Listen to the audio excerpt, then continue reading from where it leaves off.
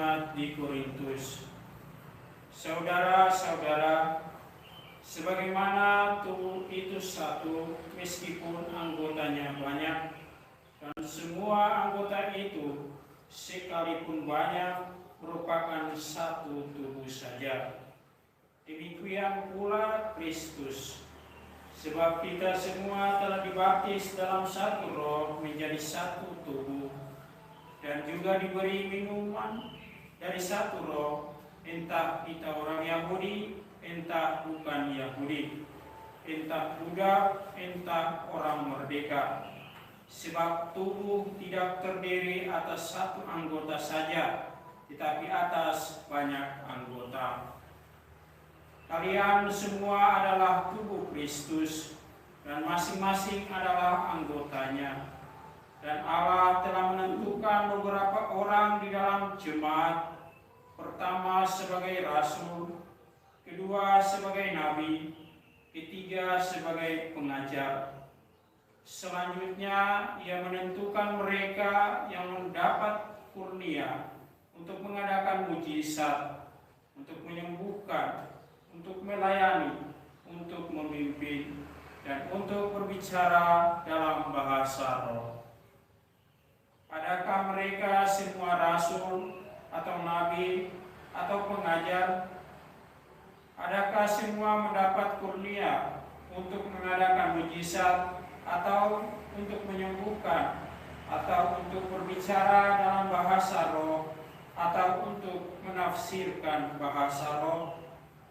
Maka berusahalah untuk memperoleh karunia-karunia yang utama. Demikianlah sabda Tuhan.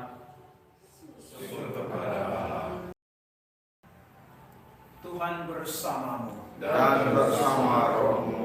Inilah Injil suci menurut Lukas. Dimuliakanlah Tuhan. Pada suatu ketika pergilah Yesus ke sebuah kota bernama Nain. Para murid serta banyak orang pergi bersama dia. Ketika ia mendekati pintu gerbang kota, ada orang mati diusung keluar, yaitu anak laki-laki tunggal seorang ibu yang sudah janda. Banyak orang kota itu menyertai janda tersebut. Melihat janda itu, tergeraklah hati Tuhan oleh belas kasih. Lalu Tuhan berkata kepadanya, "Jangan menangis."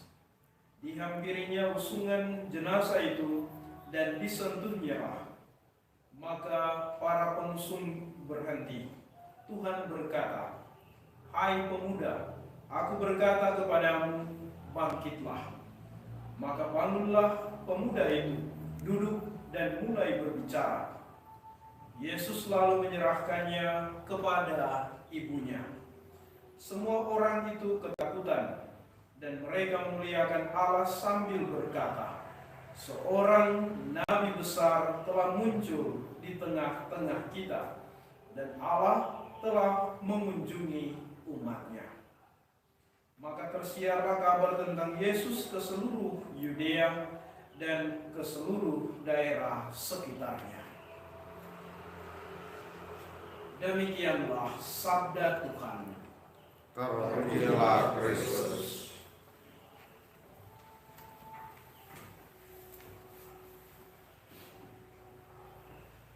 Saudara-saudariku yang terkasih, hari ini dalam Injil, Yesus membangkitkan pemuda di Nain.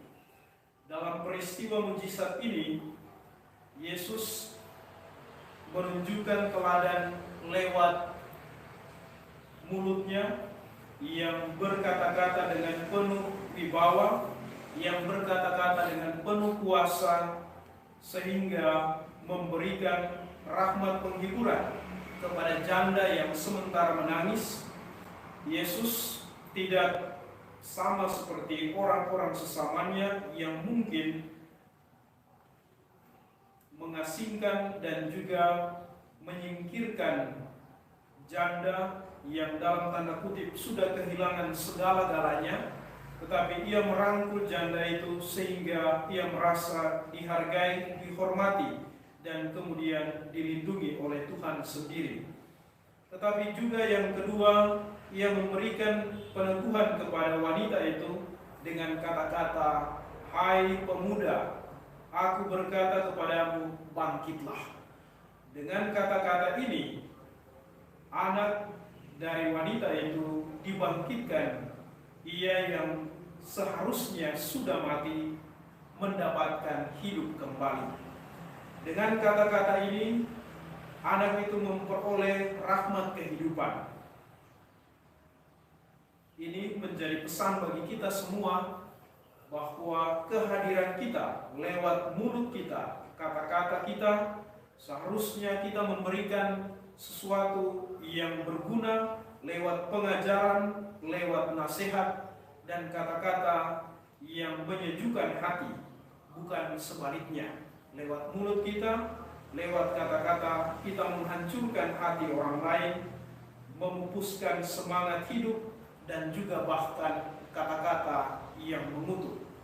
Semoga kita belajar dari semangat dan teladan hidup Santo Yohanes Chrysostomus untuk menjadikan mulut kita sarana berkat bagi sesama. Rahmat Allah menolong kita. Amin.